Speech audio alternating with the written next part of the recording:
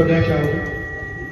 जी जी कथा, अच्छा नहीं कुछ बोलना है तो बोलिए। कथा चालू हो गई तो फिर मौका नहीं मिलता है। कथा के बाद फिर मौका ढूंढते हो तो मौका नहीं रहता जो बोलना है, क्योंकि बीच में कथा के में फिर क्या कथा का क्रम और लेट टूट जाती है। कथा एक बार जब चालू होती है फिर दूसरे को मौका कम मिल पाता, इसलिए जिसको भी भजन कीर्तन करना है आप आराम से कर लीजिए जी। अरे धन्य मैया तेने ये द्वापर में राने मारे, धन्य मैया तेने ये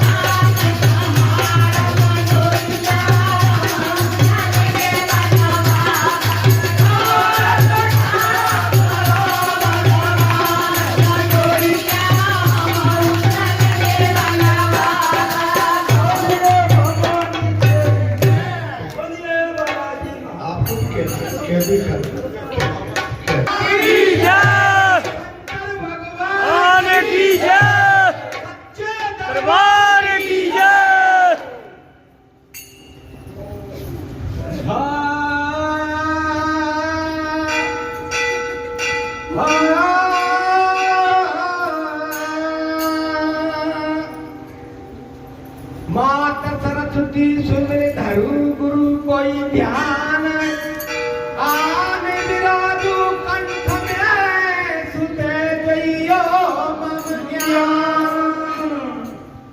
बालाजी महाराज की चरण नमाऊं शीश मैया।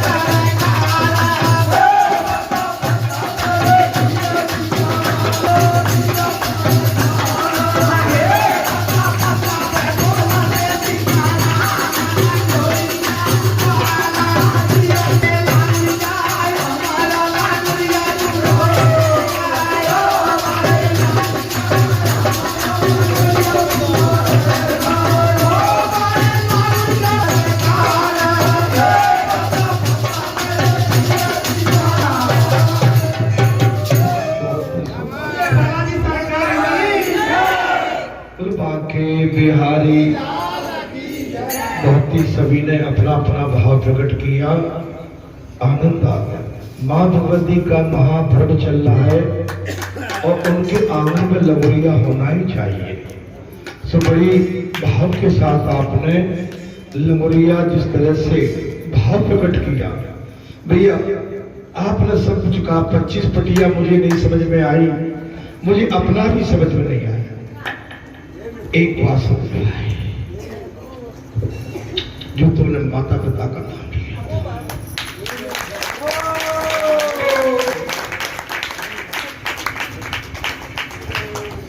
वो बात जरूर मेरी समझ में आ जाए।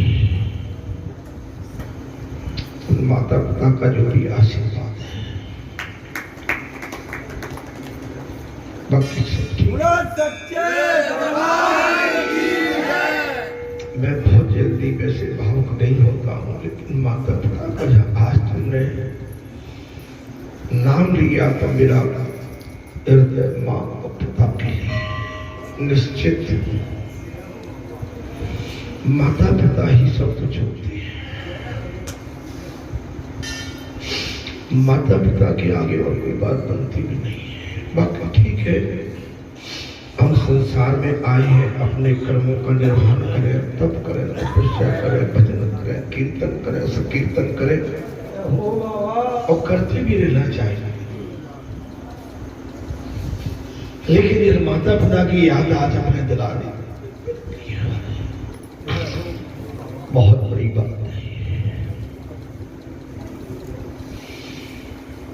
बुद्धि हो,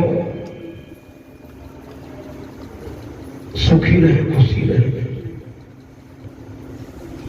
उनने इस अंश को जन्म दिया, उस अंश का जो भी कर्तव्य संसार में बनेगा सब कर पाएंगे।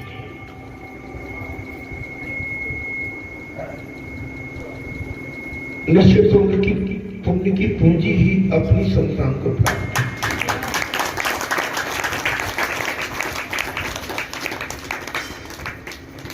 माता को समझ पाते जब तक तो देर हो चुकी थी, माता जा चुकी थी। माता को गए भी करीबन 52 वर्ष हो चुके हैं। 52 वर्ष मुझे पीछे ले जाओगे तो कोई मेरे को समझ भी सही तरीके से। चलिए मैं कथा में आता हूं। तुमने मेरे को हिला दिया। सभी के माता, मैं अपने माता पिता के लिए नहीं, मैं सभी के माता पिता को प्रणाम करता हूं। माता पिता जैसी कोई संसार का वस्तु नहीं है। और हमारे सभी के माता पिता हमको पैदा कर, कोई मैं अकेला ही माता पिता की संतान नहीं है। आप जितने भी बैठे हैं सभी अपने अपने माता पिता की संतान हैं। और हर किसी को अपने माता पिता प्रिय लगते हैं। निश्चित आपके हमारे माता पिता में कोई अंतर नहीं है। आपके हमारे माता पिता समतुल्य है, समान है। आप भी सही जगह पे बैठे। आपके सबके माता पिता ने, हमारे माता पिता ने कुछ अच्छे कर्म किए थे जब हम आके कहीं किसी धर्म स्थान पर विराजमान।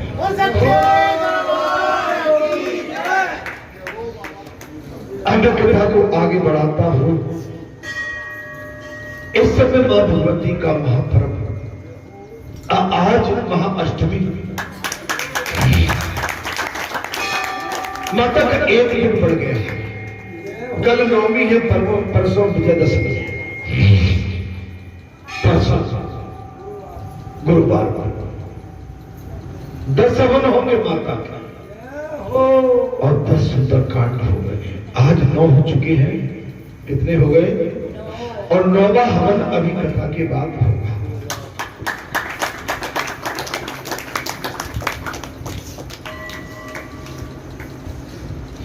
नौवां हवन कथा के बाद होगा।